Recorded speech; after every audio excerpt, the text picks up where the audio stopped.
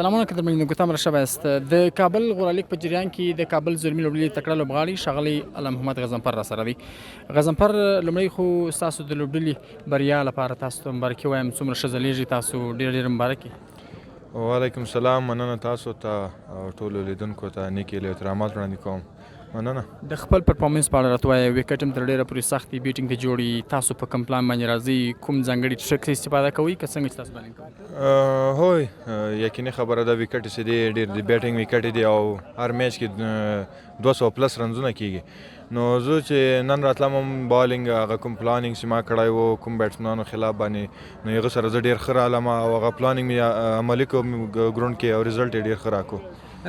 لاندې دا پوښتنه راته جواب کړه، تر ډېر لوړ سټیج پورې ته پورته سولې، مثلا د افغانستان څخه نور احمد کڼوال پورته سو، درې سر پسند کې کیس او ځینې نور لوبغاړي پورته سول.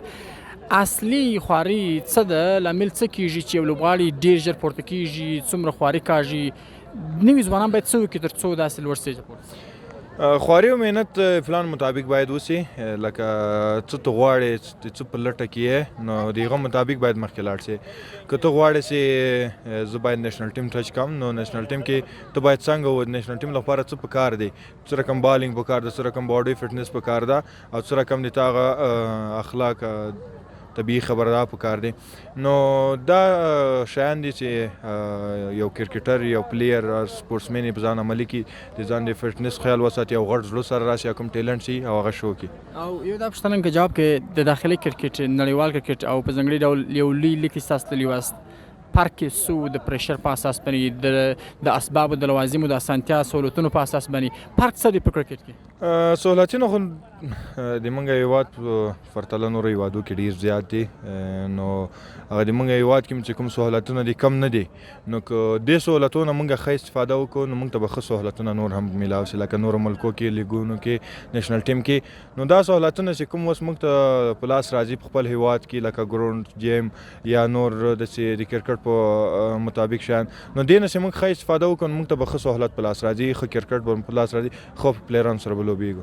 لوبېدل څومره سخت وي، د سختوالي په اساس کرکټ دلته لوبېدل او په نړیوال کرکټ لوبېدل څومره؟ یو پلیر باید که غواړي ځان یو انټرنیشنل پلیر جوړ کړي، د هیواد په سطحه د ورلډ په سطحه د یوه لوبېږي، نو هغه باید د غټ زړه سره راشي، دا فریشر چې کوم دا باید وانخلي، نو هغه کوم ټیلنټ چې دا هغه باید شو کړي، که د باندې فریشر راشي هغه باید نه شو کوی.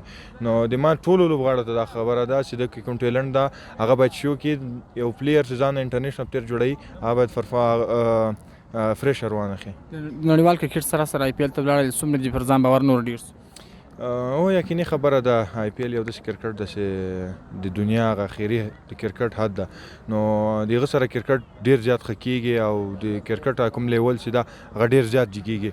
نو کانفیډنس هم انشاءالله به سره سره انشاءالله یقیني په ځان باور لرم چې راتلونکي کې به د افغانستان نمایندګي ډېره ښه کوم او ورسره لکه دا کوم غټ لیګونه دي دوی کې به ښه لوبېږم. هندي لوبغاړو او هندي روزونکو څومره تشویق کولی؟ ډېر زیات تشویق کړی یم، لکه ګمبیر سو، نور پلیران سینیر رسل، نو خپله ګربز هلته ډېر زیات تشویق کولم، نو زه ما باور و نو انشاءالله دی ما ته ډېر ډاډ راکړو، انشاءالله را روان کال به انشاءالله ښه لوبېږم. کابل غورالیک کې ستاسو لوبډله په ټاپ لومړۍ درجه کې څومره باوري ستاسو فاینل ګټي؟ د موږ سره خو لکه بیټینګ داسې وګورې ډېر ښه بیټسمنان دي، لکه سټارټ کې ان اینډ پورې او بالرانو کې هم ډېر ښه بالران دي. نو که تاسو موږ ټیم د کوم چوکاټ لحاظ وګورئ ډېر ښه رواني او انشاءالله فاینل به موږ ګټو. ډېره مننه. مننه، ژوندي اوسئ.